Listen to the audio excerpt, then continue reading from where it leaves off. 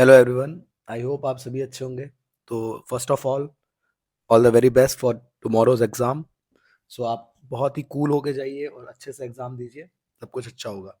तो एक लास्ट छोटी सी क्लास है, उसको देख लीजिए। यहाँ पे सारे कॉन्सेप्ट्स की मैं बात करूंगा। पेपर देते समय अगर आपको ऐसा क्वेश्चन दिखाई देता है तो आप इससे रिलेट उसको करके सॉल्व कर सकते हैं। देखिए, सबसे पहले इंपॉर्टेंट है आपका फंडामेंटल थ्योरम ऑफ अरिथमेटिक। ये क्या है? Every composite number can be expressed as a product of prime uniquely apart from the order. अब कॉम्पोजिट नंबर क्या होते हैं? जिसके हमारे मोर देन टू फैक्टर होते हैं, ठीक है। अब कोई भी ऐसा नंबर जिसके दो से ज्यादा फैक्टर हैं वो कॉम्पोजिट होगा। ओके, बाकी प्राइम थे हमने देख लिया। तो जैसे मैं कोई नंबर ले लेता हूँ 156। अब इसके फैक्टर बना दूं, तो जब आप इसके फैक्टर बनाएंगे, 3 5 3, 2 टू 6, 2 1 2 3 और 13 1। अब यहाँ पे आप इसको देखें तो 3, 2 दो बार है तो 2 स्क्वायर और 13। तो ये क्या है? प्रोडक्ट ऑफ प्राइम में हमें इसको दिखा दिया। ओके। कई बार आपके नंबर के दो ही फैक्टर भी आते हैं। जैसे आपको कभी कोई नंबर आ गया और आपके दो ही फैक्टर भी आ सकते हैं, 13 3 और 3 1। तब आप ये मत सोचिएगा कि ये कंपोजिट नहीं है, वन भी फैक्टर होता है, ठीक है। तो दो से ज्यादा मिल गए। तो ये देखिए, प्रोडक्ट ऑफ प्राइम में दिखा दिया। और ऑर्डर से कोई मतलब नहीं, ऑर्डर आगे पीछे हो सकता है। तो यही इसका स्टेटमेंट है, वो पढ़ के जाइए। और ये इस तरीके से होता है। ओके। तो ये क्वेश्चन बहुत इंपॉर्टेंट है जो आ जाता है। इसके अलावा आपको एक क्वेश्चन बहुत बार आता है, आपको दे देगा 5 into 4 into 3 into 2 into 1 + 4, ये कॉम्पोजिट बताइए। तो आप क्या करेंगे, जो कॉमन वाला नंबर है उसको बाहर निकालेंगे, 4 बाहर आ जाएगा, अंदर बचेगा 5 into 1 into 3 into 2 into 1 + 1। इसको सॉल्व कर लेंगे तो 4 इंटू जो भी समथिंग आएगा, 1 तो फैक्टर होता ही है। तो आप यहाँ पे 3 फैक्टर मिल जाएंगे या ज़्यादा इसका भी ब्रेक हो सकता है, तो आपका ये कहलाएगा कॉम्पोनेंट नंबर। ओके, तो ये अच्छे से देख लीजिए। नेक्स्ट नेक्स्ट है आपका एक फॉर्मूला HCF इंटू एलसीएम वाला। ये सिर्फ आपको दो नंबर के लिए यूज करना है।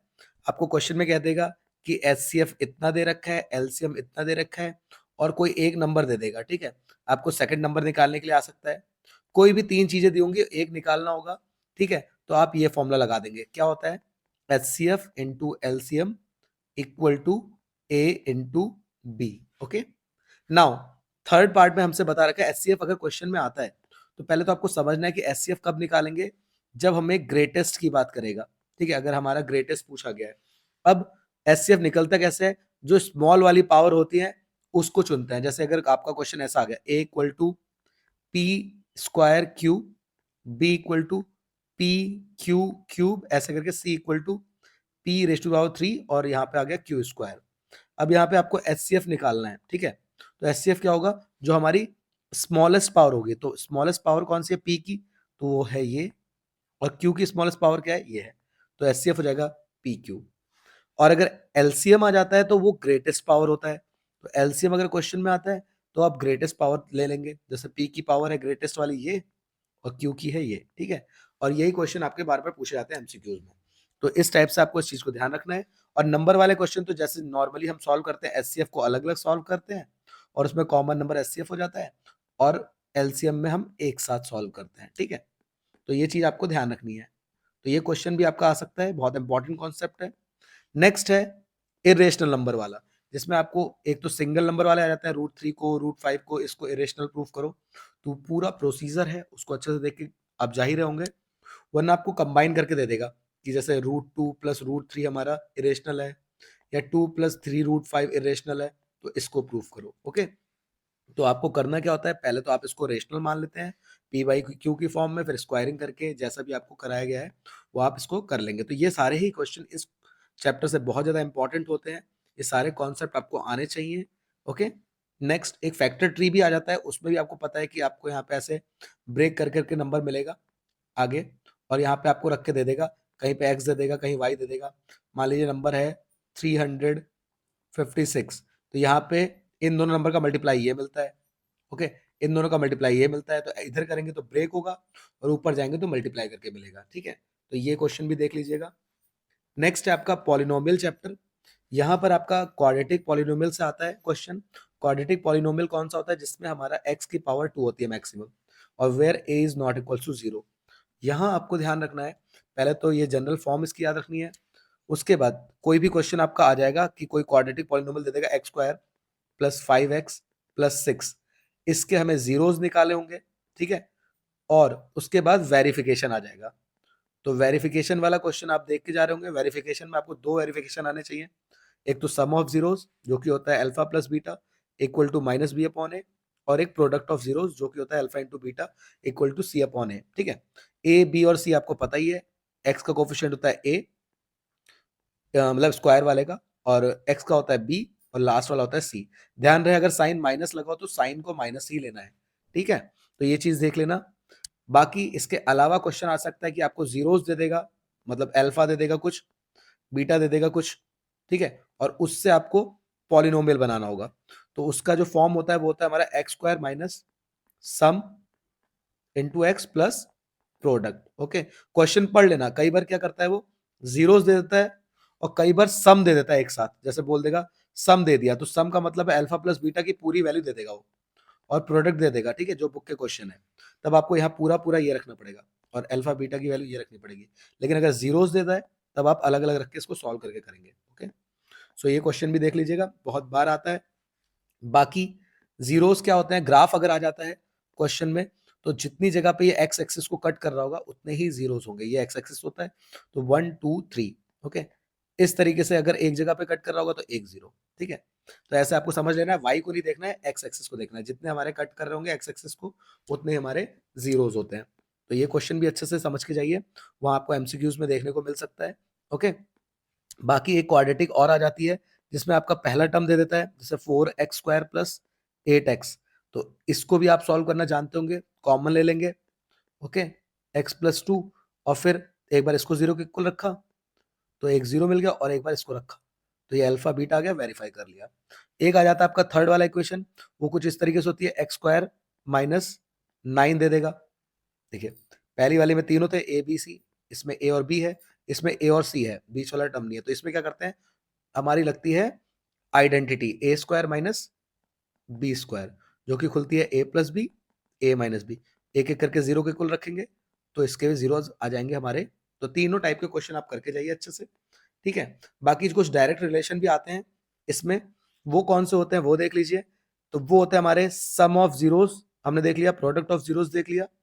बाकी यहां पर हमारा ये वाला, सॉरी मैंने इसको दोबारा कर दिया है, यहां से ये वैल्यूज हैं आपकी, जैसे कभी कभी डायरेक्टली आपको एक पॉलिनोमियल दे देगा एक्स स्क्वायर प्लस 5x, एक समझाने के लिए मैं बोल रहा हूँ, आपसे बोला कि 1 upon alpha plus 1 upon beta निकालिए, ठीक है, तो 1 अपॉन अल्फा 1 अपॉन बीटा निकालने के लिए आपको डायरेक्टली याद रखना है कि 1 upon alpha plus 1 upon beta अगर आ जाता है तो ये खुलता कैसे है, एलसीएम लेके आपका ये आता था, डायरेक्टली हमने करा रखा है, जो कि आता है माइनस बी अपॉन सी सॉल्व करने पे। तो माइनस बी अपॉन सी इसकी वैल्यू होती है, माइनस बी मतलब 5 है आपका, बी माइनस लग जाएगा और सी आपका 6, तो ये इसका आंसर हो जाएगा। वरना आ जाएगा alpha square plus beta square, तो ये कैसे ओपन होता है, अल्फा प्लस बीटा का whole square minus 2 alpha beta, alpha plus beta की वैल्यू होती है माइनस बी अपॉन ए, और अल्फा बीटा की होती है हमारी सी अपॉन ए, तो इसमें रख देंगे ए बी सी की वैल्यू और ये सॉल्व हो जाएगा। तो डायरेक्टली ये चीजें याद रखें आप, ठीक है। चैप्टर 3 में आपके लिए जो बहुत इंपॉर्टेंट चीज है, चैप्टर 2 में एक और चीज ध्यान रखिए, पैराबोला, ठीक है। पैराबोला अगर ऊपर की तरफ ओपन हो रहा है तो आपकी जो ए की वैल्यू होगी वो ग्रेटर देन जीरो होगी, मतलब आपकी इक्वेशन पॉजिटिव बनेगी, x square plus 5x plus 6 जो मैंने बनाई थी। लेकिन अगर पैराबोला नीचे की तरफ खुल रहा है, ओके, आपको ध्यान रखना अगर नीचे की तरफ खुल रहा है तो आपकी ए की वैल्यू लेस देन जीरो होगी, और यहां पर आपका एक्स का कोफिशिएंट माइनस का होगा। ओके, ये पॉइंट ध्यान रखना, एक्स स्क्वायर का कोफिशिएंट, तो ग्रेटर देन जीरो और लेस देन जीरो वाली कंडीशन पूछी जाती है। नेक्स्ट क्वेश्चन पे आते हैं, सॉरी नेक्स्ट चैप्टर पे आते हैं, pair of linear equation in two variable. General form क्या होती है, आप टू वेरिएबल वाली पढ़ रहे हैं तो आपके पास दो इक्वेशन होगी, और इक्वेशन क्या होगी हमारी a x plus b y plus c, दूसरी भी ऐसी होगी, ठीक है। पहली है तो इसके सबके आगे 1 1 लग जाएगा और ये 2 2 हो जाएगा। अब यहाँ पे आपको तीन चीजें ध्यान रखनी है, सबसे पहले यूनिक सॉल्यूशन की कंडीशन जो कि होती है a1 upon a2 not equal to b1 upon b2। Second condition ध्यान रखनी है आपने, इनफाइनाइट सॉल्यूशन जो कि होती है a1 upon a2 equal to b1 upon b2 equal to c1 upon c2। अब यहाँ पे एक पॉइंट आपको ध्यान रखना है कि दोनों ही कंसिस्टेंट भी होती है, कंसिस्टेंट होने का रीजन क्या है? क्योंकि इस पर भी एक सॉल्यूशन मिलता है, इसलिए इसको यूनिक सॉल्यूशन बोलते हैं, और इस पे बहुत सारे सॉल्यूशन मिलते हैं, मतलब इनफाइनाइट सॉल्यूशन मिलता है, तो इन दोनों पे सॉल्यूशन मिल रहे हैं, इस वजह से ये कंसिस्टेंट कहलाती है। और इसका जो ग्राफ बनेगा वो एक पॉइंट पे कट करेगा तो एक ही सॉल्यूशन मिलता है, और ये लाइन हमारी कोइंसिडेंट होती है, मतलब इसके इनफाइनाइट सॉल्यूशन होते हैं। लास्ट कंडीशन होती है हमारी पैरेलल लाइन की, जिसके नो सॉल्यूशन होते हैं, और पैरेलल लाइंस के जो हमारी कंडीशन होती है वो होती है a1/a2 equal to b1/b2 not equal to c1/c2। इसमें आपका कोई भी क्वेश्चन आ सकता है, ध्यान रहे k की वैल्यू निकालने के लिए आ सकता है। अगर k की वैल्यू आता है इसके अकॉर्डिंग, तो आपको ध्यान रखना है कि आपको एक्सेप्ट वाला आंसर सुनना है, ठीक है, जैसे एक्सेप्ट 4 एक्सेप्ट ये करके जो भी होगा हमारा।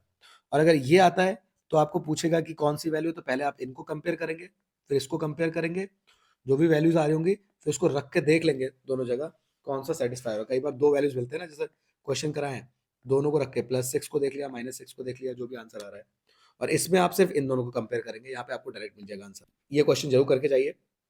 नेक्स्ट, एलिमिनेशन मेथड और सब्स्टिट्यूशन मेथड से आपको क्वेश्चन सॉल्व करने के लिए आ सकते हैं। अब यहाँ पर आपको ध्यान रखना है, सब्स्टिट्यूशन मेथड कुछ इस तरीके से होगी, जैसे आपका है 2x + 5y = 6, और एक लिखा x - 3 y = 8। अब आपसे पूछेगा इसको सॉल्व करिए बाय सब्स्टिट्यूशन मेथड, तो आप क्या करेंगे, एक को इधर ले जाएंगे, तो जैसे 3y इधर जाएगा तो +3y होगा, और जहां x दिख रहा है वहां रख देंगे ब्रैकेट में करके, और यहाँ से वेरिएबल सेम बन जाएगा, और आप सॉल्व कर लेंगे x और y। और अगर एलिमिनेशन आता है, जैसे 2x + 5y = 8, और यहाँ पे आ गया 5x + 2y = 9, तो इसमें कैसे करते हैं, किसी भी एक के कोफिशिएंट को सेम करते हैं, चाहे x के चाहे y के। अब x का 5 है और इधर 2 है, तो यहाँ पे 5 की मल्टीप्लाई 2 से करा देंगे, यहाँ पे 2 से करा देंगे, तो पूरी इक्वेशन में आगे का देखिए क्या हो जाएगा, 10x, फिर 5 5 जा 25, पूरी इक्वेशन करानी, ध्यान रखना, फिर 8 5 जा 40, और यहाँ पे 10x 2 2 जा 4y = 18, और फिर आप क्या करेंगे, ये कट करेंगे, सेम साइन हो तो माइनस करेंगे, और साइन अगर मान लीजिए किसी का डिफरेंट आ गया तो ऐड करेंगे, ठीक है, बस आप सॉल्व कर देंगे इसको। तो ये दोनों चीजें भी आप ध्यान रख के जाइए। बाकी यहाँ पे जो आपके बहुत इंपॉर्टेंट चीजें हैं, कुछ वर्ड प्रॉब्लम्स पे बहुत ही ज्यादा फोकस करना है। वो वर्ड प्रॉब्लम्स क्या हो सकती हैं, एक तो आपका ग्राफिकल मेथड से सॉल्व करने के लिए आ सकता है, ठीक है, वो अच्छे से करके जाइए। ग्राफिकल मेथड में जो आपका बुक का क्वेश्चन, कोई एक प्रैक्टिस कर लीजिए, वो कैसे करना है, जैसे कोई क्वेश्चन दे दिया x - y + 1 = 0 और 3x + 2y - 12 = 0, इसका ग्राफ बनाइए। तो आप क्या करते हैं, x और y की वैल्यू, एक बार x 0 रखा y आ गया, y 0 रखा x आ गया पहले इक्वेशन में। यही काम आप दूसरी इक्वेशन के साथ भी करेंगे, ठीक है, फिर लिखेंगे वही, x 0 रखा y आ गया, y रखा 0 x आ गया। 0 रखने पे क्या होता है, एक्सिस पे ही कट होता है, आपका जो भी ग्राफ बनेगा आप उसको उस हिसाब से बना देंगे, ठीक है।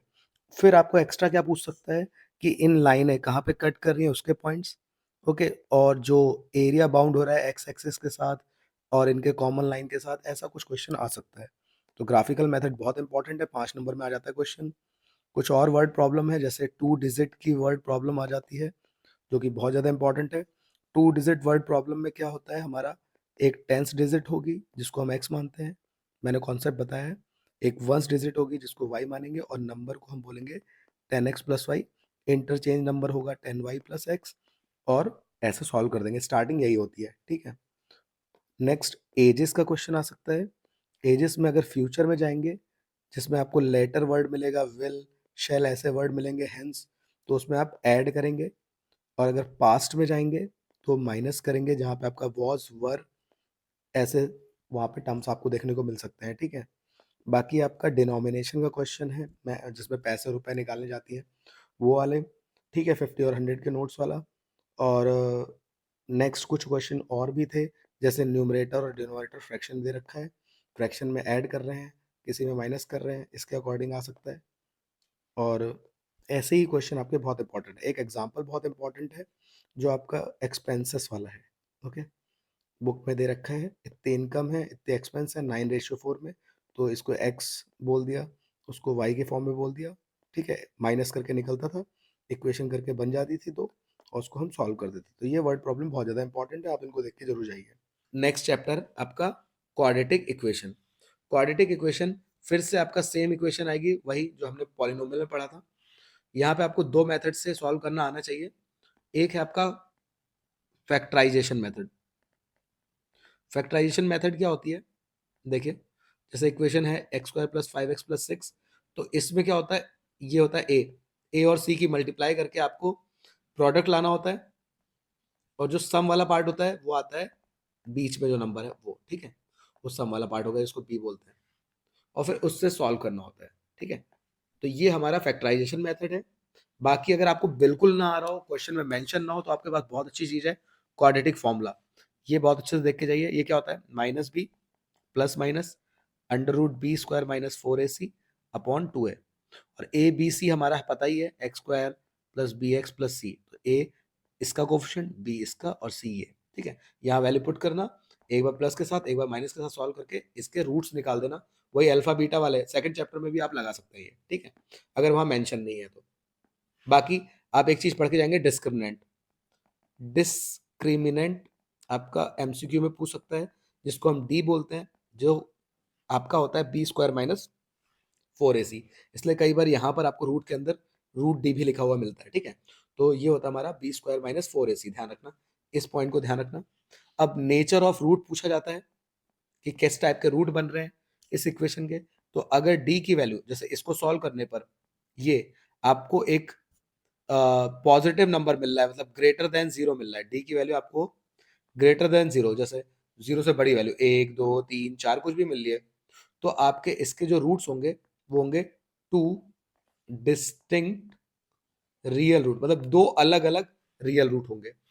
अगर डी को सॉल्व करने पे जीरो आ रहा है, मतलब अगर आपका आंसर जो भी आपने सॉल्व किया वो जीरो आ रहा है इक्वेशन का, मतलब ये सॉल्व करके, तो आपके two real and equal roots होंगे, ओके, सेम रूट होंगे, जैसे +3 + 3 जो भी होगा। और लास्ट अगर डी की वैल्यू छोटी आ रही है जीरो से, मतलब माइनस में आ रही है, तो आपके नो रियल रूट होंगे और आपको उसको सॉल्व नहीं करना है, ओके। आपको सिर्फ सॉल्व इन दो कंडीशन पे करना है, अगर आपका ग्रेटर आ जाए और ये, तब इसको लगा के आपको क्वाड्रेटिक फॉर्मूला लगा के आप इसको सॉल्व कर लीजिए, आपका आंसर आ जाएगा, ठीक है, ध्यान से। बाकी sum of roots, product of roots वही चीज है। मिडिल टर्म अभी मैंने बताया, मिडिल टर्म स्प्लिटिंग उसी को बोलते हैं। प्रोडक्ट कैसे आएगा, ए सी को मल्टीप्लाई करके, और सम आएगा बी को, ठीक है, बार बार हमने इसको करा है।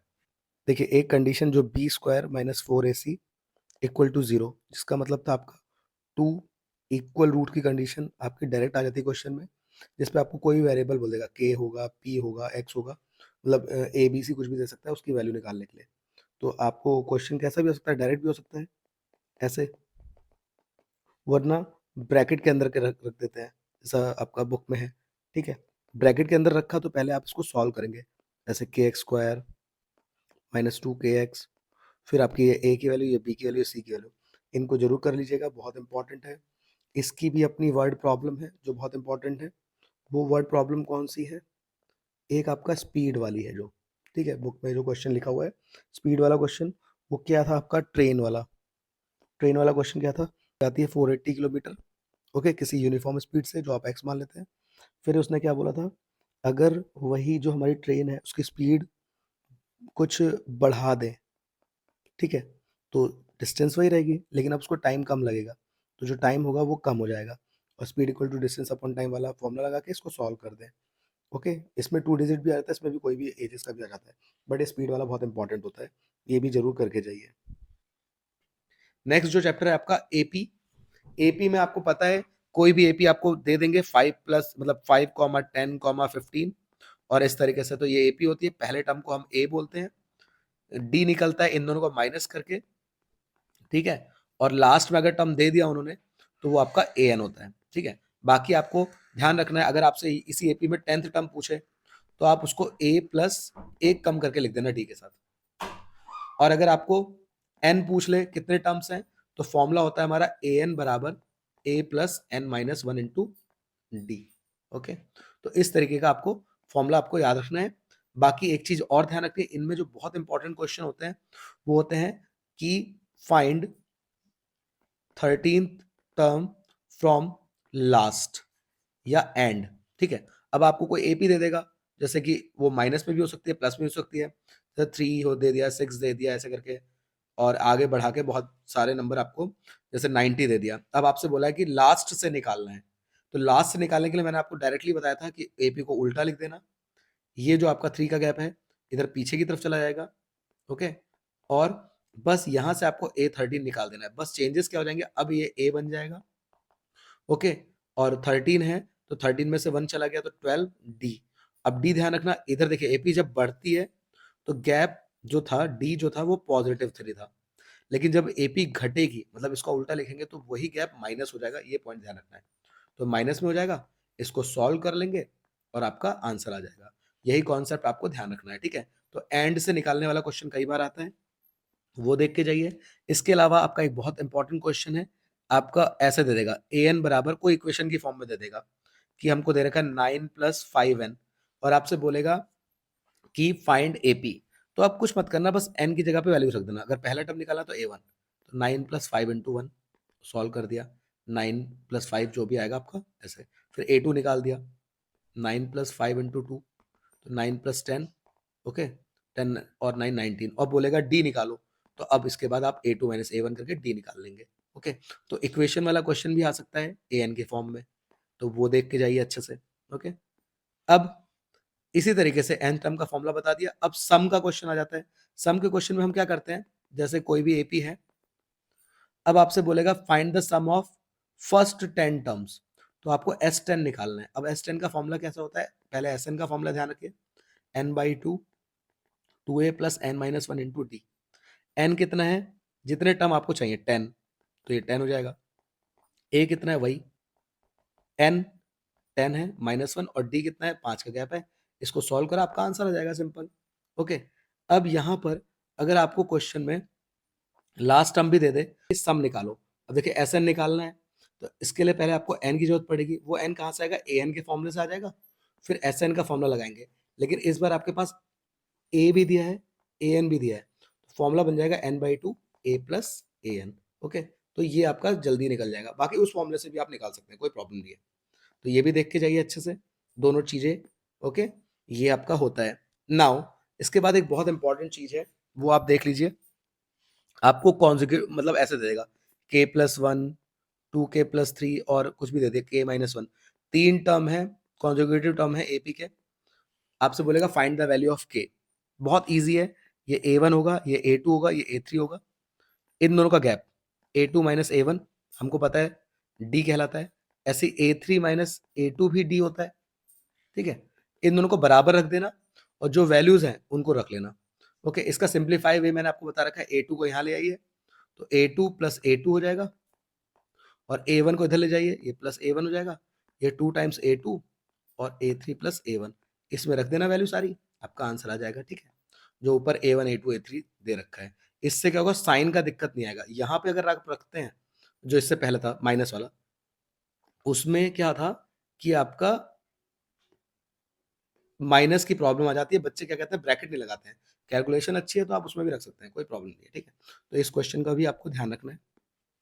एक और क्वेश्चन आता है कि Sn की फॉर्म में क्वेश्चन दे देगा, जैसे An की फॉर्म में था वो डायरेक्ट होता है, लेकिन Sn की फॉर्म में अगर क्वेश्चन आता है कि Sn एक इक्वेशन दे रखी है 9n - 5 या कुछ स्क्वायर में भी दे दे, कोई भी कुछ कर सकता है उसमें।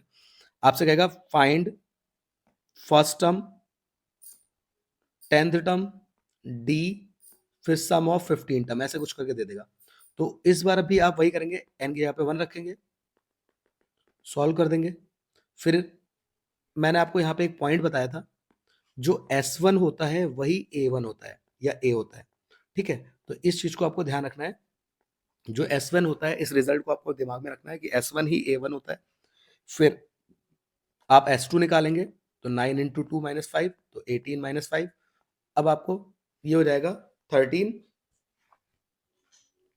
अब S2 को A2 नहीं बोलता है, S2 कैसे मिलता है हमें, A1 में A2 को ऐड करके मिलता है, ठीक है। और A1 हमारा 4 आ चुका है, S2 अभी हमने 13 निकाल लिया है, यहां से आप A2 कैलकुलेट कर देंगे माइनस करके, ठीक है। और जब A2 आ जाएगा तो D निकल जाएगा A2 - A1 से, दोनों की वैल्यू आ चुकी है, ठीक है। तो दोनों की वैल्यू आ चुकी है तो ये भी आ जाएगा, बहुत ही आसानी से आप कर देंगे, बस ये कॉन्सेप्ट आपको पता होना चाहिए, ओके। और उसके बाद आपका 15 टर्म का सम जो भी निकालना है, सारी वैल्यूज आ चुकी है वो निकाल लीजिए। तो इसमें ये चीज़ें देख के जाइए, केस स्टडीज़ इसकी आती हैं, केस स्टडी में यही सब कॉन्सेप्ट यूज़ होते हैं, वो आपको पता होने चाहिए, ठीक है? केस स्टडी में क्वेश्चन ऐसा आ जाता है कि कोई किसी से बोरो कर रहा है मनी, फिर उसको इंस्टॉलमेंट्स में दे रहा है और फिर उसको ऐसे क्वेश्चन आ जाते हैं या कुछ भी आ सकता है। आपको कॉन्सेप्ट क्लियर होना चाहिए। ट्रायंगल में बीपीटी बहुत अच्छे से करके जाइए। बीपीटी का स्टेटमेंट याद रखें, ठीक है? कोई ट्रायंगल होता है, उसमें आपकी यहाँ पर कोई भी लाइन पैरेलल दे देगा, डी पैरेलल बीसी, ठीक है? तो ये गिवन पार्ट अगर है तो साइड्स का रेशियो एडी अपॉन डीबी बराबर होता है एई अपॉन ईसी के। और यहाँ पर आपको वैल्यू दे देता है एक्स प्लस वन, यहाँ दे देगा 2x प्लस कुछ भी दे दिया, ठीक है? 3x plus one.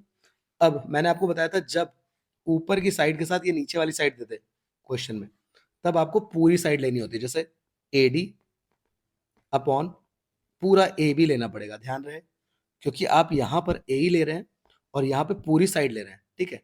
इसलिए आपको पूरी साइड का रेशियो लेके चलना है। अगर साइड यहाँ के अकॉर्डिंग दे रखी है, चाहे यहाँ पे कोई न्यूमेरिकल वैल्यू रख दे, चाहे एक्स या कुछ रख दे, लेकिन अगर आपको इधर साइड दे रखा है, जैसे जैसे मैंने अभी लिखा 2x और फिर 3x प्लस वन, कुछ भी मैंने ऐसे लिख दिया, ठीक है? तो आप इनका रेशियो ले लीजिए साइड्स का, जो मैंने अभी यहाँ पे बताया है, एडी अपॉन डी बी। तो इस साइड के अकॉर्डिंग ऐसे रेशियो लेते हैं और नीचे साइड अगर क्वेश्चन आ गया तो आपको रेशियो कैसे लेना है, छोटी साइड के साथ पूरी साइड का रेशियो। ओके, ये कॉन्सेप्ट आपने कई बार देखा होगा, ये क्यों लिया जा रहा है बता दिया मैंने। कन्वर्स ऑफ बीपीटी में क्या होता है, रेशियो दिया होता है, रेशियो से आप पैरेलल बता देते हैं। ओके, तो दोनों प्रूफ, थेल्स का प्रूफ तो बहुत इंपॉर्टेंट है, जरूर देख के जाइए। बाकी एंगल एंगल सिमिलैरिटी से दो ट्राइंगल सिमिलर हो जाते हैं, और जब दो ट्राइंगल सिमिलर हो जाते हैं तो सारे एंगल्स बराबर और सारी साइड्स का रेशियो ले सकते हैं, ठीक है? तो ये बात ध्यान रखना, जैसे a b upon d e, a c upon d f बराबर b c upon e f, ये हम ले सकते हैं और सारे एंगल बराबर बता सकते हैं। एक क्राइटेरिया है आपका साइड साइड साइड और एक है एस ए एस, बाकी इनको भी देख लीजिए अच्छे से, ये भी आपका आ जाता है, ठीक है? कोऑर्डिनेट ज्योमेट्री बहुत इंपॉर्टेंट है, केस स्टडी भी आती है। पहला पॉइंट याद रखना है डिस्टेंस फॉर्मूला। आप डिस्टेंस फॉर्मूला में ध्यान रखेंगे, जो पहले पॉइंट होंगे ये x1 y1 होंगे, दूसरे पॉइंट होंगे x2 y2, आप लिख लीजिएगा पेंसिल से, फिर इसको सॉल्व कर लीजिएगा। फॉर्मूला क्या होता है, ये होता है x2 minus x1 whole square y2 minus y1 whole square, direct distance निकाल देंगे ऐसे, ठीक है? अब अगर क्वेश्चन में ओरिजिन से डिस्टेंस आ जाए मान लीजिए, तो आपका यही फॉर्मूला बन जाता है x square plus Y square. तब आपको कोई एक ही पॉइंट देगा, 2,3 की डिस्टेंस निकाले ओरिजिन से, तो ये एक्स हो जाएगा, ये वाई, और इस क्वेश्चन में वो ऐसे दे देगा, तो यहाँ पे इस तरीके से वैल्यू रख देना, ठीक है? तो ये डिस्टेंस फॉर्मूला अच्छे से करिए, ओरिजिन वाला बता दिया मैंने। नेक्स्ट है आपका, अगर वही लाइन जो अभी मैंने दिखाई थी, इसको कोई पॉइंट बीच से कट कर रहा है, कहीं से कट कर रहा है, तो आप सेक्शन फॉर्मूला लगाएंगे। जैसे कोई पॉइंट है पी, ठीक है, मान लीजिए 2:3 में कर रहा है, तो ये m1 होता है, ये m2 होता है, इसके पॉइंट्स को xy बोलते हैं, ये x1 y1 जैसा था और ये x2 y2। तब सेक्शन फॉर्मूला क्या होता है, x बराबर m1 x2, ध्यान रहे 1 के साथ 2 होता है, और यहाँ m2 x1, ये आगे लिखा हो सकता है, कोई प्रॉब्लम नहीं है, ठीक है? लेकिन ध्यान रखें 1 के साथ 2 रखेंगे, m1 प्लस m2, और y के लिए m1 y2 plus m2 y1 upon m1 plus m2। ये फॉर्मूला अच्छे से पढ़ लीजिए बस। ओके, अब होता क्या है, कई बार हमें वो बोल देता है कि बिल्कुल 20 से ही डिवाइड हो रहा है, मिड से डिवाइड हो रहा है, तो जो आपका रेशियो होता है 1:1 हो जाता है, ठीक है? तब आपका फॉर्मूला कन्वर्ट हो जाता है x बराबर यही formula x1 plus x2 upon 2, और y बराबर हो जाएगा y1 प्लस y2 अपॉन 2। मैं डायरेक्टली आपको एक बात बता देता हूँ, अगर ऐसा आ जाता है, ये कब लगाना है, अगर पैरेललोग्राम की वर्टिसेस आ जाए क्वेश्चन में, ठीक है, ये दोनों लगा देने हैं, या रेक्टेंगल आ जाए, ठीक है? तो ये रेक्टेंगल आ जाता है, आप डायरेक्ट दिमाग में ये रखिए कि आपको ये निकालना है, जैसे इस तरीके से आपको दे देगा 3,5, फिर यहाँ कुछ भी दे दिया, मैं कोई भी वैल्यू लिख रहा हूँ आप समझ जाइए, और कहीं पे एक्स वाई दे देगा। तो ध्यान रखें, जो इसके डायगोनल होते हैं वो एक दूसरे को बाइसेक्ट करते हैं, इन दोनों के ही, रेक्टेंगल और इसके, तो आपको इसके पॉइंट निकाल देना है, एक्स और वाई, एक बार इस साइड से और एक बार इस साइड से, फिर जो इसका एक्स आएगा, जो भी आएगा, और इधर साइड से जो एक्स आएगा, उनको इक्वल करके कंपेयर कर देना, और इधर का वाई जो आएगा और इधर का जो वाई आएगा, उसको भी कंपेयर कर देना, आपका आंसर आ जाएगा, ठीक है?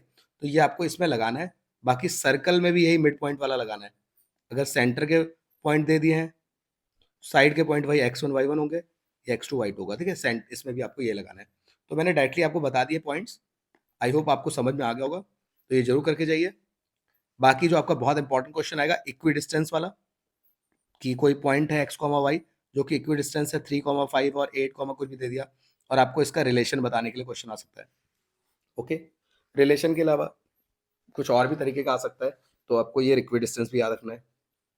एक क्वेश्चन ऐसा आ जाता है कि 3, 5 है ए के पॉइंट, और बी के पॉइंट है 5, 3, और पी कोई पॉइंट है जो उसको डिवाइड कर रहा है, और एक पॉइंट दे देगा आपको ऐसे करके लिख के कि जो ए पी बराबर है 3/7 ए बी, ऐसे करके दे देगा 3/7, 4/7। तो आप बहुत ध्यान से इसके डायग्राम को पहले बनाएं। अगर आप डायग्राम बनाएंगे तभी आप इसको समझ पाएंगे। पी कोई पॉइंट डिवाइड कर रहा है, आपको करना क्या है, इस ए बी को नीचे लेके आना है, और फिर सामने दिखेगा आपको 3/7। फिर कंपेयर कर लीजिए, देखिए ए पी कितना है 3, और यहाँ पे जो समझने वाली चीज क्या है, ए बी मतलब ये पूरा आपको 7 मिलेगा। तो गलती से भी इसको M1 M2 ना माने, कई बार यही गलती होती है और गलत हो जाता है।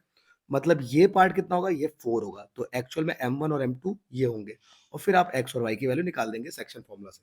ओके, तो इस क्वेश्चन को भी अच्छे से देख लीजिए। यहाँ पर आपके लिए एक बहुत इंपॉर्टेंट पॉइंट है, आपका सेक्शन फॉर्मूला x एक्सिस के अकॉर्डिंग भी आ सकता है, तब आप पॉइंट मान लेंगे x, 0, और y एक्सिस के अकॉर्डिंग भी क्वेश्चन आ सकता है, तब आपके पॉइंट होंगे 0, y। ठीक है, अगर ऐसा क्वेश्चन आता है तो रेशियो आप मान लेंगे k/1। ठीक है, ये M1 M2 की वैल्यू, फिर k की वैल्यू निकल जाएगी, और रेशियो निकलेगा कैसे, 0 वाले के बराबर रख के। यहाँ 0 कौन है, y, तो y का सेक्शन फॉर्मूला लगा देना। यहाँ 0 है x, तो x का लगा देना, और अगर फिर बाद में आपको x की वैल्यू पूछे तो फिर वो x वाला लगा के सॉल्व कर देना, और यहाँ y वाला लगा के। ओके, सेक्शन फॉर्मूला से। तो ये बहुत इंपॉर्टेंट है, ये भी आ जाता है, इसको भी जरूर करिए, ये काफ़ी इंपॉर्टेंट क्वेश्चन है। बाकी आपको ग्राफ दे देगा, उसमें कुछ लोग ऐसे बैठे हैं दूर दूर, और कोऑर्डिनेट आप समझ सकते हैं, इधर से x आएगा, इधर से y आएगा, जहाँ पे इंटरसेक्ट करेंगे वो उसके पॉइंट होंगे। ठीक है, तो उससे आप इसको लगा सकते हैं। एक और बहुत इंपॉर्टेंट है, एमसीक्यू आ जाता है, तीनों चीज़ें दे रखी है, 2, 3, 4, 5, और यहाँ पे कुछ और पॉइंट दे दिए 3, 2।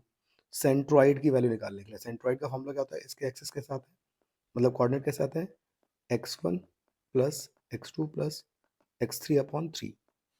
y क्या होता है, y1 plus y2 plus y3/3। ये x1 y1, ये x2 y2, ये x3 y3। ठीक है, तो इससे ये हो जाएगा, ये भी बहुत इंपॉर्टेंट है। मैंने आपको वही बता दिया। रोम्बस अगर आ जाता है, तो रोम्बस का एरिया अगर मान लीजिए आ गया क्वेश्चन में, तो रोम्बस का एरिया होता है 1/2 d1 into d2। d1 d2 क्या होते हैं, तो ये डायगनल, इसकी डिस्टेंस निकाली, यहाँ रखी, फॉर्मूले में आ जाएगा, खत्म। ठीक है, बाकी डायग्राम बेस्ड क्वेश्चन आ जाते हैं, तो वहाँ डिस्टेंस ये सब निकालने के लिए आ सकता है, मिड पॉइंट जरूर ध्यान रखें। नेक्स्ट है आपका इंट्रोडक्शन टू ट्रिग्नोमेट्री। ये आपको सारे पॉइंट ध्यान रखने हैं। एक राइट एंगल ट्राइंगल में लगेगा, ये सामने वाली साइड को पी बोलते हैं, नीचे बेस होता है, ये हाइपोटेन्यूस होता है अगर एंगल आप यहाँ से देख रहे हैं। ठीक है, वहीं पे अगर एंगल आप यहाँ से देखेंगे तो ये पी हो जाएगा, ये बी हो जाएगा, और ये एच हो जाएगा। ओके, बाकी रिलेशन आपको पता है, साइन हमारा होता है p/h, कॉस होता है हमारा b/h, टेन होता है p/b। ओके, नेक्स्ट चैप्टर में बहुत ज्यादा यूज होता है, यहाँ से एंगल अगर देख रहे हैं तो। ठीक है, कॉसेक फिर इसका रेसिप्रोकल चलेगा साइन का, सेक हमारा कॉस का रेसिप्रोकल, और कॉट हमारा टेन का रेसिप्रोकल। बाकी टेन का एक और रिलेशन याद रखना है, साइन और कॉस को डिवाइड करके भी टेन मिलता है। ओके, और कॉट इसका उल्टा कर देना। बाकी आइडेंटिटी 3 याद रखनी है। और एक चीज और, अगर मान लीजिए क्वेश्चन आपका आता है ये 3 है, ये 4 है, और इसकी वैल्यू निकाल के, या फिर आपको बोलेगा कॉस थीटा की वैल्यू निकालो, तो आप क्या करेंगे, सबसे पहले आप एक्स की वैल्यू निकालेंगे, मतलब ये साइड निकालेंगे पाइथागोरस यूज करके। पाइथागोरस क्या होती है, हाइपोटेनस स्क्वायर बराबर perpendicular square plus base square. Solve करोगे आप तो आपका आ जाएगा ये वैल्यू, और फिर कॉस का रेशियो निकाल देंगे। ठीक है, तो ये चीज भी आपको ध्यान रखनी है। बाकी इसके बाद आपका आइडेंटिटी आपको याद रखनी है, sine square theta plus cos square theta बराबर 1। साइन स्क्वायर थीटा बराबर, इसको इधर भी ले जाके आपको पता होना चाहिए, ये होता है 1 माइनस बाकी साइन थीटा बराबर ये रूट करके भी होता है, सभी तरीके से आपको पता होना चाहिए, ठीक है। नेक्स्ट है 1 प्लस टेन स्क्वायर थीटा बराबर सेक स्क्वायर थीटा। आप अगर इधर लिखेंगे sec square theta minus tan square theta तो ये 1 होगा। लेकिन अगर कभी टेन स्क्वायर थीटा सेक इधर आ गया तो 1 उधर जाके माइनस बन जाएगा, ठीक है। तो दोनों पॉइंट ध्यान रखें। नेक्स्ट आइडेंटिटी देखिए, 1 प्लस कॉट स्क्वायर थीटा को भी ऐसे ध्यान रखना, ठीक है, इस तरीके से। बाकी टेबल आपको याद होगी, टेबल आपको sine cos tan cosec sec cot, okay. Angle आपको ध्यान रखना है 0 से शुरू होगा, फिर आएगा 30 45 60 90। अब पहली लाइन याद कर लीजिए, मैंने आपको बोला था, बाकी सारी आपकी हो जाती है, ठीक है। तो पहली लाइन क्या होती है वो ध्यान रखें। आप टेबल बहुत अच्छे से करें, गलत ना हो। 0 से शुरू होता है, फिर आता है 1/2, फिर आता है 1/√2, फिर आता है √3/2, फिर 1, ठीक है। तो वैल्यू ऐसे चलती है, साइन की वैल्यू बढ़ती है, ऐसे आ सकता है क्वेश्चन, थीटा बढ़ने पे साइन की वैल्यू क्या होगी, बढ़ेगी, ओके। कॉस इसका यहाँ से लिखना शुरू कर देंगे 1, फिर ये, फिर यही, फिर 1/2, फिर 0। 10 इनको डिवाइड करके मिलता था तो 0/1 होता है। इसको सॉल्व करेंगे तो 2 से 2 कट जाएगा 1/√3, यहाँ पे √2 से √2 कट जाएगा 1, यहाँ 2 से 2 कट जाएगा √3 और ये जाएगा नॉट डिफाइंड। कॉसेक इसका रेसिप्रोकल होता है साइन का, रेसिप्रोकल मतलब इन सारी वैल्यूज को 0 के अपॉन में रख देना। तो अगर हम मतलब 1 के अपॉन में रख देना, ठीक है, तो 1/0 करेंगे तो ये नॉट डिफाइंड, इसको 1 के अपॉन में रखेंगे तो 2/1, उल्टा कर देना बस, √2/1, 2/√3 और 1/1 तो 1 होता है। कॉस सेक के साथ था तो 1/1 1 होता है, 2/√3, √2/1, 2/1 और ये 1/0 हो जाएगा नॉट डिफाइंड। और लास्ट 10 की वैल्यू इसकी हो जाएगी 1/0 हमारा नॉट डिफाइंड, √3/1 1 और यहाँ कुछ नहीं है तो 1/√3, ठीक है। और 1 नॉट डिफाइंड क्या हो जाएगा 0। तो ये टेबल बहुत अच्छे से पता होनी चाहिए, टेबल से भी आपके क्वेश्चन आएंगे। यहाँ पे भी आपके कुछ क्वेश्चन बहुत ज़्यादा आते हैं, जैसे कि आपको दे देगा साइन a प्लस बी बराबर कोई वैल्यू दे देगा √3/2, कॉस a माइनस बी बराबर ऐसे 1/√2 दे दिया, फिर कहेगा वैल्यू निकालो। तो आप यहाँ पे ध्यान रखना जो वैल्यू होगी वो इसी की होगी, साइन जैसे यहाँ साइन 60 की है, ये साइन कॉस 45 की है, इससे काट देंगे, एलिमिनेशन लगा के इसको सॉल्व कर देंगे, ठीक है। तो ऐसा क्वेश्चन भी आ जाता है, देख लीजिए उसे। नेक्स्ट है आपका एप्लीकेशन ऑफ ट्रिग्नोमेट्री, इससे आपकी केस स्टडी भी आ जाती है। ऊपर की तरफ जाएंगे तो एलिवेशन बनेगा, ध्यान रहे, ठीक है, सामने परपेंडिकुलर, नीचे बेस या हाइपोटेनस। और अगर कोई ऊपर से नीचे देखेगा तो यहाँ पे डिप्रेशन बनता है, उसको बाद में यहाँ कन्वर्ट करके ले आते हैं और फिर सॉल्व कर देते हैं, ओके। तो ये दोनों चीज़ें ध्यान रखना, बाकी सब चीज़ें वही हैं, बस इसमें क्वेश्चन ऐसा आ सकता है किसी की हाइट दे सकते हैं क्वेश्चन में, फिर वो ऊपर से देख रहा है तो आपको क्या करना है, यहाँ पैरेलल लाइन खींच देनी है, फिर इस तरीके से। हमेशा ध्यान रखना जब कोई आदमी आगे जाएगा तो थीटा, जैसे थीटा यहाँ पे 30 था, आगे जाने पे थीटा बढ़ता है, ध्यान रहे। वहीं पे अगर कोई चीज ऊपर की तरफ है, जैसे ये 60 है, अब ये एंगल और ऊपर चला गया, ठीक है, ये 30 है मतलब, अब ये ऊपर चला गया तो इसका एंगल बढ़ेगा, ठीक, ऊपर की तरफ ऐसे। तो ये पॉइंट्स आपको ध्यान रखने हैं, हाइट के अकॉर्डिंग भी क्वेश्चन आ सकता है, इसके केस स्टडीज देख लीजिए अच्छे से। नेक्स्ट सर्कल से आपका क्वेश्चन आ जाता है। सर्कल में तो पहले तो आपको एक थ्योरम याद रखनी है 10.1, क्या था हमारा, जो हमारा रेडियस होता है और टेंजेंट होता है उसके बीच में 90 का एंगल बनता है, ये क्वेश्चन आ जाता है प्रूफ करने के लिए। 10.2 याद रखनी है, आउटर पॉइंट से हमें पता है कि दो ही टेंजेंट खिंचती हैं और उनकी लेंथ बराबर होती है, ये प्रूफ करने के लिए आ सकता है, ठीक है। सारे प्रूफ करा रखे हैं, आपको ध्यान रखना है। नेक्स्ट, आउटर पॉइंट से पहली बात तो सिर्फ और सिर्फ दो ही टेंजेंट हो सकती हैं। टेंजेंट क्या होती है, हमारी एक पॉइंट पे टच होने वाली लाइन होती है सर्कल को, ठीक है। बाकी इसके हमारे प्रूफ आते रहते हैं, वो क्या है, एक तो ये वाला क्वेश्चन आ जाता है कि आपको बोल देगा इस तरीके से, यहाँ पे कोई एंगल दे देगा और कहेगा ओ, यहाँ पे ए है मान लो, ये पी है, ये बी हो गया, ठीक है, ऐसे बोल देगा। तो ये वाला एंगल, इसको एक्स बोल देता हूँ, जो ये वाला एंगल होगा ए पी बी, वो डबल होगा इस वाले एंगल का, डायरेक्टली मैंने आपको बता रखा है, आपको डायरेक्ट पता होना चाहिए, ओ ए बी का, ठीक है। बाकी आपके यहाँ पे बहुत सारे क्वेश्चन हैं, आपके 10 पॉइंट जो 2 है उस पे आपके लास्ट के जितने भी क्वेश्चन थे वो सारे के सारे इंपॉर्टेंट थे, प्रूफ करने वाले, वो आपको आने चाहिए। ओके, पैरेललोग्राम है जो कि सर्कमस्क्राइब कर रहा है सर्कल को, तो वो रोम्बस होगा, ये क्वेश्चन आ जाता है।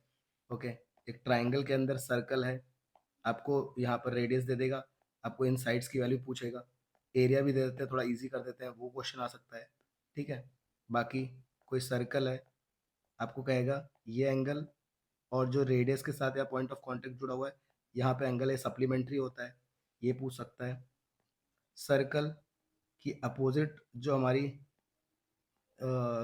लाइन सेगमेंट है वो सेंटर के साथ सप्लीमेंट्री एंगल बनाती हैं, ये क्वेश्चन आ सकता है। तो ये चीज़ आपको ध्यान रखनी है। ठीक है, तो बहुत बार आता है। और एक बहुत ही ज़्यादा मस्ट इम्पॉर्टेंट क्वेश्चन है, वो क्या है, हमारा एक सर्कल दे देगा, दो टेंजेंट दे देगा, यहाँ पर आपका डायमीटर दे देगा और यहाँ पर एक और टेंजेंट दे देगा, और ये वाला एंगल 90 प्रूफ करने के लिए आता है। आपको डायरेक्ट भी पता होना चाहिए। ठीक है, मैंने ये करा रखा है, डायरेक्ट बता रखा है। ये सारे क्वेश्चन बहुत इंपॉर्टेंट है। एक प्रूफ और ध्यान रखिएगा, कभी कभी आ जाता है आपका कि आपका सर्कल है तो उसमें डायमीटर दे देगा, बोलेगा कि डायमीटर के एंड्स पे जो टेंजेंट बनती हैं वो पैरेलल होती हैं। तो प्रूफ कैसे करेंगे, आपको पता है कि रेडियस और टेंजेंट की जो 90 बनता है, इधर भी 90 बनेगा, तो दो 90 एंगल का सम 180 होता है। और हमें पता है दो लगातार एंगल का सम अगर 180 है तो ये को इंटीरियर पेयर है, उससे प्रूव हो जाता है। वरना आप इधर भी कर सकते हैं अल्टरनेट वाले से। ठीक है, मैंने प्रूफ करा रखा है। एक क्वेश्चन बहुत आता है जिसमें आपको कोसेंट्रिक सर्कल देता है, कोसेंट्रिक मतलब सेम सेंटर, उसमें आपको एक टेंजेंट देगा जो बड़े सर्कल पे होगी, कॉर्ड दे देगा जो टच करी होगी छोटे को, तो वो एक आपका क्या हो जाएगी, टेंजेंट हो जाएगी।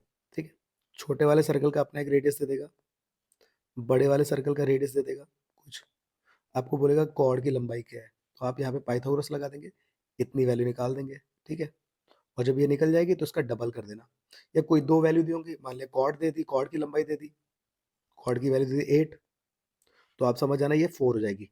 आप जब इसका डायग्राम बनाएंगे ना, तो ये वाला हिस्सा उसका आधा कर देना, फिर ये निकल जाएगा। तो पाइथागोरस लगा के निकालना होता है, ये भी बहुत बार आता है, ये भी कर लीजिएगा। ठीक है, 11th चैप्टर में आपका एरिया रेट सर्कल है, इसमें सर्कमफेरेंस का फॉर्मूला याद होगा आपको, एरिया ऑफ सर्कल याद है, सेमी सर्कल में डिवाइड कर देता है 2 से। पेरीमीटर ऑफ सेमी सर्कल अगर आ जाता है, मान लीजिए सेमी सर्कल का पेरीमीटर, तो होता है हमारा पाई आर, क्योंकि पूरा 2 पाई आर, 2 पाई आर का आधा पाई आर प्लस डी, ये डायमीटर ऐड कर देना, ध्यान रखना इस चीज को। ठीक है, गलती नहीं करना। क्वाड्रेंट का अगर आ जाता है, क्वाड्रेंट का एरिया आता है तो pi r square divide by 4। Okay, और नेक्स्ट अगर आपका पेरीमीटर आ जाता है तो वो हो जाएगा हमारा, जैसे पाई 2 पाई आर पूरा होता है, एक चौथाई है तो 4 से डिवाइड किया तो पाई आर बाई 2, और यहाँ 2 बार रेडियस ऐड हो जाएगा आर प्लस आर। ठीक है, तो ये भी ध्यान रखना, ये पेरीमीटर का होता है, ये भी अच्छे से देख के जाएं। बाकी यहाँ पे आपको ध्यान रखना है कि सर्कल में जो क्वेश्चन आएगा, 2 रेडियस और एक आर्क से बाउंडेड रीजन, यहाँ थीटा दिया होगा, ये आर होते हैं, इसको बोलते हैं सेक्टर, छोटा है तो माइनर, इसका फॉर्मूला होता है theta upon 360 pi r square, formula गलत ना लिखें। और ये जो पार्ट है ए से बी तक, इसको बोलते हैं आर्क लेंथ। अगर आर्क लेंथ वाला क्वेश्चन आ जाता है तो फॉर्मूला हो जाएगा theta upon 360 2 pi r. Okay, ध्यान रहे। अब करना क्या है, सर्कल में कई बार यहाँ पर आपको इस तरीके से शेडेड रीजन दे देगा और बोलेगा इसकी वैल्यू निकालो, ये होता है सेगमेंट। सेगमेंट कैसे निकलेगा, सेक्टर में से माइनस कर देंगे ट्राइंगल को। अब मैं आपको कुछ पॉइंट बता देता हूँ डायरेक्टली। अगर क्वेश्चन में थीटा है 60, अगर थीटा 60 है तो जो ट्राइंगल होगा वो हमारा इक्विलेटरल ट्राइंगल होगा। आपको फॉर्मूला लगाना है √3/2 साइड स्क्वायर। ठीक है, इसकी जगह पे अगर थीटा आपका 90 है तो आपको लगाना है 1/2 base into height, base height, यहाँ पे 90 अगर आगे तो थीटा अगर 120 है तो मैंने एक प्रोसीजर बता रखा है 120 वाले के लिए, क्या बताया था वो आप उसको देख सकते हैं, यहाँ से इसको कट किया, वरना एक डायरेक्ट फॉर्मूला है वो आप लगा लीजिए। ठीक है, तो ये तीनों टाइप के क्वेश्चन आपको आने चाहिए। सर्कल में रिंग का क्वेश्चन आ जाता है तो आउटर में से इनर एरिया को माइनस करके निकालते हैं, ऐसे बहुत सारे कॉन्सेप्ट यूज होंगे, बेसिक आपका स्ट्रांग होना चाहिए। नेक्स्ट आपका surface area and volume. Surface area and volume में हमारे पास जो शेप्स हैं वो हैं, सबसे इंपॉर्टेंट शेप है सिलेंडर। सिलेंडर हमारा एक तो सी एस ए याद रखना है, खाली होगा तो C S A, 2πr h, ये हाइट हो गई, ये रेडियस हो गई। एक टी एस ए याद रखेंगे, वो होता है हमारा 2πr h प्लस, इसमें आपका ये सर्कल दोनों फिल हो जाते हैं, तो एक सर्कल का पाई आर स्क्वायर, दूसरे सर्कल का पाई आर स्क्वायर, तो pi r square plus pi square क्या होता है, 2πr²। अब यहाँ पे आप 2πr कॉमन ले लेते हैं, अंदर जाता है h+r, ये हमारा फॉर्मूला होता है टीएसए का। वॉल्यूम का होता है πr²h, ठीक है। तो ये सारे फॉर्मूले देख के जाएं, कहीं पे भी इसमें खाली वाली हुआ तो सी एस ए लगाना, ठीक है।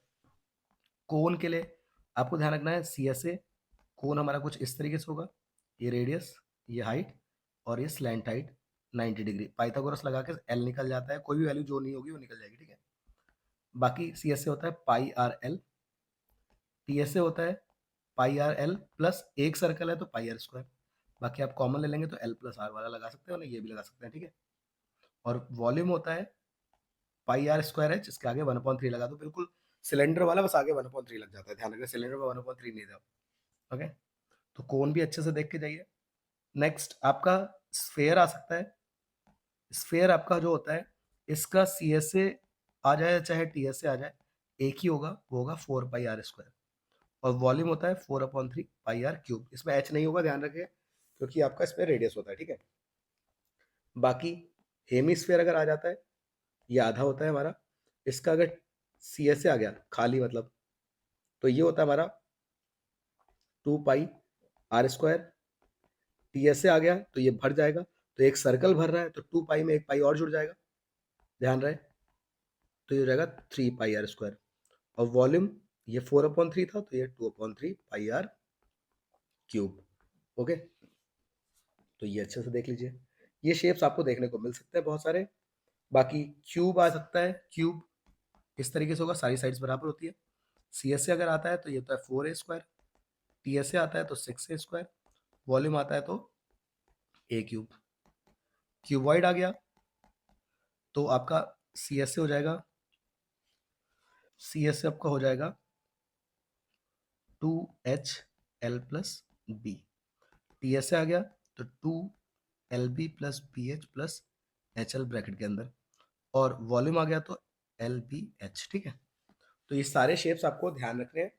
अब जो क्वेश्चन आते हैं वो मैं आपको बता देता हूँ। देखिए, क्वेश्चन ऐसा आ सकता है कि ये क्यूब है, बहुत इंपॉर्टेंट है, इसके ऊपर हेमिस्फीयर रख देंगे, या इससे ये खाली करवा देंगे हेमिस्फीयर को।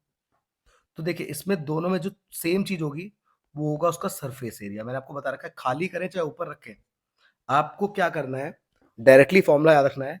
वो क्या है आपका, 6a² प्लस πr²। ये फॉर्मूला याद कर लीजिए, ठीक है। अगर सरफेस एरिया आ जाता है, खाली किया है चाहे ऊपर रखा है, और ऊपर अगर पूरा कवर होगा तो जो उसकी साइड होगी वही डायमीटर के बराबर होगी। अगर छोटा रखा है तो फिर उसके अकॉर्डिंग क्वेश्चन चेंज होगा, ठीक है। बाकी ये डायरेक्टली फॉर्मूला ध्यान रखें। लेकिन अगर वॉल्यूम आता है तो इसमें वॉल्यूम, क्यूब का वॉल्यूम प्लस होगा हेमिस्फीयर से, लेकिन अगर इसमें वॉल्यूम आता है तो क्यूब का वॉल्यूम माइनस होगा हेमिस्फीयर से, बस ये ध्यान रखना। और ये चीज सब में फॉलो होगी, ठीक है। जैसे ये है क्वेश्चन, इसमें ये खाली हो चाहे ऊपर करें, तो मैंने क्या बताया, सरफेस एरिया दोनों में ऐड होगा, इसमें और इसमें। लेकिन अगर वॉल्यूम आता है तो जिसमें खाली होगा उसमें वॉल्यूम माइनस करेंगे, और जिसमें ऊपर रखेंगे उसमें वॉल्यूम प्लस करेंगे। ओके, ये कॉन्सेप्ट लेके आपको सारे क्वेश्चन में चल के जाना है, ठीक है। तो ये बहुत बार पूछा जाता है, ये चीज ध्यान रखिए। नेक्स्ट जो इंपॉर्टेंट चीज है, स्टैटिस्टिक्स। मीन, मीन कैसे निकलता है आपको पता है, जैसे आपको दे देगा क्वेश्चन, मीन के क्वेश्चन करके जाइए। यहाँ पे आपके पास होगी क्लास, कोई भी दे सकता है क्लास, 0 से 10, 10 to 20, 20 से 30, 30 से 40 एंड 40 से 50। उसके बाद आपको फ्रीक्वेंसी दे देगा 2, 4, मैंने छोटा क्वेश्चन ले रखा है समझाने के लिए सर, 6, 3, फिर 5 ऐसे करके, ठीक है। अब आपको मीन निकालने के लिए बोला है, तो जो आपकी पहली मेथड होगी डायरेक्ट मेथड, उसमें आपको चाहिए होगा एक्स आई।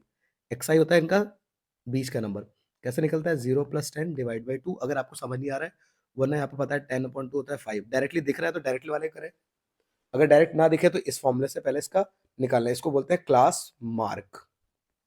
ओके, ऐसे यहाँ पे 15, 25, 35, 45, फिर आपको निकालना होता है एफ आई एक्स आई, मतलब इन दोनों का मल्टीप्लाई, ऐसे इनका मल्टीप्लाई, इसका मल्टीप्लाई, इसका मल्टीप्लाई, इसका मल्टीप्लाई, फिर आपका जो बनेगा मीन एक्स बार से दिखाते हैं, सिग्मा एफ आई एक्स आई अपॉन सिग्मा एफ आई। सिग्मा क्या होता है, इन सारी वैल्यूज का सम, तो सिग्मा एफ आई एक्स आई, और इधर इसका सम, ये हो जाएगा सिग्मा एफ आई। ओके, तो ये मीन डायरेक्ट मेथड हो गया। अगर अज्यूम मीन आएगा तो अज्यूम मीन आपका बड़े नंबर आ सकते हैं, तो अज्यूम मीन निकालिए। अज्यूम मीन में आपको क्या करना होता है, देखिए अज्यूम मीन में आपको यहाँ पे एफ आई की टेबल नहीं बनानी होती है, डी आई टेबल बनानी होती है। डी आई क्या होता है, एक्स आई माइनस ए। अब ए क्या होगा, तो एक्स आई में से कोई वैल्यू चुन लें, कोई, कोशिश करें बीच की वैल्यू चुनें, ठीक है, इसको ए बोल दिया। फिर जो एक्स आई है उसमें से माइनस करें, हमेशा ऊपर से माइनस करेंगे, तो 5 में से 25 का ऊपर की वैल्यू माइनस की मिलेंगी, ध्यान रखना। फिर इससे इसको माइनस किया, फिर इसको खुद से माइनस किया, ये हो गया 10 और ये 20। फिर आपको इस बार जो टेबल बनेगी नेक्स्ट वाली, वो बनेगी एफ आई डी आई। तो ये 2 की 20 से कराई तो -40, 4 की कराई -40, 0, 30 और 100। इस बार जो आपका बनेगा, ये बनेगा sigma f i d I. Solve कर लेंगे इसको, ठीक है, 40 में से 30 गया, 10 बचा, फिर यहाँ 10 और ये हो गया -50, इसको सॉल्व करेंगे तो 50 आ गया। ओके, फाइनल 50 आ गया। और इसका फॉर्मूला होता है हमारा मीन बराबर a plus sigma f i d i upon sigma f i. A जो हमने नंबर चुना था बीच का, वो एफ आई डी आई इसका सम आ गया है, और एफ आई वही जो हमने पहले देखा था। इसमें आपके क्वेश्चन आ सकते हैं, अननोन फ्रीक्वेंसी भी दे सकता है, वो देख लीजिएगा, उसमें मीन दिया होगा। Okay, next mode. मोड के लिए आपको ध्यान रखना है, मोड कैसे निकलता है, तो मोड में जो फ्रीक्वेंसी सबसे बड़ी होगी, जैसे 3 दिया, 10 दिया, 7 दिया, 8 दिया, तो सबसे बड़ी वैल्यू को बोलेंगे आप, ये आपके मॉडल क्लास, वो आपका F1 होगा, ऊपर वाली वैल्यू F0, नीचे वाली F2, और जो भी क्लास होगी, मान लीजिए 10, 20 है, तो ये L होगी इसकी लोअर लिमिट, गैप होगा इनके बीच का नंबर, ठीक है, 20 में से 10 गया, 10 आ गया। और फॉर्मूला क्या होता है मोड का, तो वो होता है L plus F1 minus F0, 2F1 minus F0 minus F2 into H। Okay, तो ये फॉर्मूला लगा के आप उसको सॉल्व कर सकते हैं। फॉर्मूला जरूर अच्छे से बिल्कुल एक बार लिख के प्रैक्टिस कर लीजिए, ठीक है, लास्ट टाइम पे जिन्होंने अभी तक सही से कुछ नहीं किया है तो एटलीस्ट फॉर्मूला तो लिख ले। Next median. मीडियन में क्या करना होता है, तो मीडियन में आपको जैसे फ्रीक्वेंसी दी है 2, 8, 10, 5, 3, तो आप सी एफ बनाते हैं, कैसे बनती है, पहली वैल्यू ऐड किया, दूसरी इससे ऐड करेंगे, फिर यह 25 और इधर 28। ओके, और इसका सम n कहलाता है, जो कि 28 ही आएगा, सेम होता है। फिर आप निकालते कैसे हैं, n का आधा कर लेते हैं, तो 28 का आधा 14, फिर सी एफ में इससे बड़ी वैल्यू चुन लेते हैं, और यही आपकी मॉडल क्लास बन जाती है, ठीक है, जैसे ये मैंने ऐसे लिख दिया। अब मॉडल क्लास बन गया, तो आपका फॉर्मूला बनता है मीडियन का L plus n/2 minus C F upon F into H, ये मीडियन का फॉर्मूला है। क्या क्या वैल्यू है वो देखिए, तो L आपकी ये लोअर लिमिट, n/2 अभी सॉल्व किया आपने, सी एफ ध्यान रखें, इसको सी एफ नहीं बोलते, सी एफ ऊपर वाली वैल्यू होती है हमेशा, सी एफ की लाइन में ऊपर वाली वैल्यू, अपॉन एफ, एफ यही फ्रीक्वेंसी होगी मॉडल मीडियन फ्रीक्वेंसी, और ये एच आपका गैप हो गया, ठीक है, इसको सॉल्व करके सॉल्व किया, आंसर आ जाएगा। तो ये आपका सी एफ वाला क्वेश्चन है, लेकिन ये डायरेक्ट कई बार नहीं आते हैं, अननोन फ्रीक्वेंसी वाले क्वेश्चन आते हैं एक्स और वाई, और फिर वो कैसे करें एक बार उनको देख लीजिए, उनके लिए है जिसको अभी बेसिक नहीं पता थोड़ा, या बेसिक में प्रॉब्लम आती है, ठीक है, तो ये चीज़ अच्छे से देख लीजिए। एक एम्पेरिकल रिलेशन बहुत अच्छे से देख के जाना है, ये होता है आपका एमसीक्यू में आ जाता है, 3 मीडियन बराबर होता है मोड प्लस 2 मीन। यहाँ पे आपको वैल्यूज दे सकता है और पूछ सकता है, सॉल्यूशन किसी दो की दे देगा, एक को निकालने के लिए आ सकता है, ठीक है, तो ऐसे ही याद रखें, और आगे पीछे वो लिख के दे देंगे, बट आप मेन फॉर्मूला याद रखें, ठीक है, 3 median equal to mode plus 2 mean. Last chapter है आपका प्रोबेबिलिटी, इसको भी देख लीजिए। प्रोबेबिलिटी क्या होती है हमारी, प्रोबेबिलिटी में देखिए, प्रोबेबिलिटी क्या है, number of favourable outcome upon total, तो जितने भी आउटकम होंगे ऊपर आएगा फेवरेबल, नीचे आएगा टोटल, ठीक है, और एक डायरेक्ट फिल्टी आपकी चलती किसके बीच में है, 0 और 1 के बीच में। अगर आंसर 0 से नीचे आ रहा है मतलब माइनस में, या 1 से बड़ा आ रहा है 1.2 या 1.3 जो भी आ रहा है, तो ये पॉसिबल नहीं होगा प्रोबेबिलिटी में। परसेंटेज में भी यही है, परसेंटेज आपका 0% से 100% के बीच में चलेगा, ठीक है, लेकिन इसके पीछे इसके आगे नहीं जाएगा। ओके, 0 जिसकी होती है उसको इम्पॉसिबल बोलते हैं, 1 वाली पॉसिबल होती है, श्योर इवेंट कहलाते हैं 1 वाले, ठीक है, यूनिवर्सल ट्रुथ जो होते हैं। एक और चीज़ ध्यान रखनी है, प्रोबेबिलिटी का होना और नहीं होना 1 के बराबर होता है, ठीक है, इससे भी आपको ध्यान रखना है। बाकी जो आपके सबसे इंपॉर्टेंट क्वेश्चन है इसके, वो कौन कौन से हैं? पहला है कॉइन। कॉइन में आपको 1 कॉइन, 2 कॉइन और 3 कॉइन आ सकते हैं। कॉन्सेप्ट क्या है? 2 की पावर n। अगर 1 कॉइन होगा तो 2 की पावर 1, जो कि 2 आउटकम देगा, हेड और टेल। अगर 2 कॉइन होंगे तो 2 की पावर 2, जो कि 4 होगा। इसके 4 आउटकम बनेंगे, मान ले दोनों में हेड, एक में head tail, tail head, tail tail. और अगर 3 आउटकम होंगे तो 2 की पावर 3, जो कि 8 होता है। जैसे तीनों में हेड, 2 हेड, एक tail, head tail head, tail head head. फिर इसके सबके उल्टे लिख दो, tail tail tail, tail tail head, tail head tail, और यहाँ पर आपका हो जाएगा हेड टेल टेल, तो 8। ओके, बाकी क्वेश्चन ऐसे ही होगा कि आपका 1 कॉइन, 2 कॉइन, 3 कॉइन के हिसाब से, तो आप कर लीजिएगा, ठीक है। फिर आपका डाइस आ जाता है। डाइस में आपका 1 डाइस आ सकता है या 2 डाइस आ सकता है। इसका कॉन्सेप्ट है 6 की पावर n। 1 डाइस है तो 6 की पावर 1, n की वैल्यू 1, ठीक है, तो यहाँ पे 6 आउटकम हो जाएंगे, 1 2 3 4 5 6। क्वेश्चन में पूछेगा प्राइम नंबर, तो 2 3 5, 2 की टेबल वाले 2 4 6, 5 से छोटे ये वाले 1 2 3 4, 4 नंबर है, डिवाइड बाई 6, ऐसे करके आपको क्वेश्चन पूछ लेगा, ठीक है। नीचे हमेशा टोटल लिखे, ध्यान रखें। और अगर 2 डाइस आ गई तो 6 की पावर 2, जो कि 36 आउटकम देता है। इसमें आपका बनता है 1 1 1 2 1 3, ऐसे 1 4 1 5 1 6, ऐसे ही 2 की भी 2 1 2 2 2 3 2 4 2 5 2 6। नेक्स्ट आपका इसी तरीके से 3 4 5 6 के लिए बन जाएगा, 3 1 3 2 3 3 3 4 3 5 3 6 4 1 4 2 4 3 4 4 4 5 4 6 5 1 5 2 5 3 5 4 5 5 और 5 6, और 6 के लिए भी। ओके, अब इसी के अकॉर्डिंग क्वेश्चन होंगे, तो ये आप बना लीजिए। फिर उसमें क्वेश्चन हो सकता है डबलेट बताओ, डबलेट या सेम नंबर। तो ये सेम नंबर वाले कितने हैं आपके? 6 हैं, 6/36। या बोल देगा कि नहीं, 2 का सम जो डाइस है उनका 8 आ रहा है, तो 8 कहाँ से? ये है 6 + 2 8 होता है, 5 + 3 8 होता है, ये वाले आपके हो गए, ठीक है। तो इस तरीके से क्वेश्चन आ सकते हैं, सम आ सकता है, प्रोडक्ट आ सकता है, तो आप देख लेना। बाकी आपका लास्ट जो होगा वो होगा कार्ड्स का, प्लेइंग कार्ड्स। तो कार्ड्स आपके होते हैं टोटल 52। ओके, 52 कार्ड्स में आपको ध्यान रखना है, ये आपके 2 होते हैं हमारे, एक होता है डायमंड, एक होता है हमारा हार्ट। ये दोनों रेड होते हैं। अब एक होता है क्लब और एक होता है स्पेड, ठीक है। क्लब और स्पेड होते हैं ब्लैक। अब ये भी 13 होते हैं, ये भी 13 होते हैं, ये भी 13 होते हैं, ये भी 13 होते हैं, तभी तो 52 बना। होते कौन कौन से हैं? तो होता है हमारा एस, फिर किंग, क्वीन, जैक, 10 9 8 7 6 5 4 3 2, ठीक है, ये होते हैं। ध्यान रखें, इसके भी 13, इसके भी 13, ये मतलब आपको ध्यान रखना है कि ये पूरा 13 का पूरा है पेयर, और इनके कितने कितने होते हैं? ये होता है 4 4, ये सब 4 4 होता है। किंग, क्वीन और जैक ये कहलाते हैं फेस कार्ड। फेस कार्ड कितने हो गए? 4, मतलब 4 4 4, तो होता है 12। ओके, तो फेस कार्ड पूछ सकते हैं।